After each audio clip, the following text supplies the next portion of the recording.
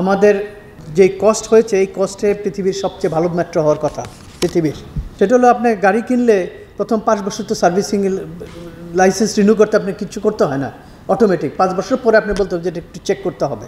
তা আমার মাত্র 100 বছরের ওয়ারেন্টি একটা গাড়ি স্ট্রাকচারালের, 50 বছর বিয়ারিংয়ের লাইফ সাইকেল।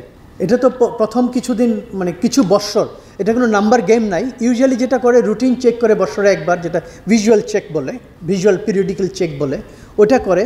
ওটাতে দেখা যায় যে কোনো রকমের ডিফরমেশন আছে কিনা, ফিজিক্যাল কোনো মুভমেন্ট আছে কিনা, বা কোনো কম্প্রেশন আছে কিনা, অথবা এটা ডিসপ্লেসড হয়ে যায় কিনা, এই লেভেলের দেখা হয়।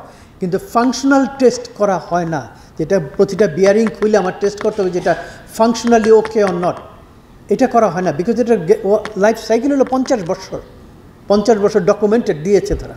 100 বছরের স্ট্রাকচার, 50 বছরের বিয়ারিং, 2 বছর হয় নাই, এখনই আমার এই অবস্থা। তো এটা হয়তো আমার লেভেলের ইন্টারনাল রিসোর্সে না করে এক্সটার্নাল করালে আমরা হয়তো আরও বেটার আউটকামস পাবো, যেটা ইম্পর্টেন্ট আমার public safety first. To exercise that theme, public safety first, ওটার জন্য আমি এক্সটার্নালি করানোর জন্য সমস্ত সুপারিশ করা হয়েছে এবং করতেছি, প্রসেস আছি। এটা একদিন হবে না, বিকজ ইন্টারন্যাশনাল টেন্ডার যাইতে হবে আমার, বাট যত তাড়াতাড়ি পাচ্ছি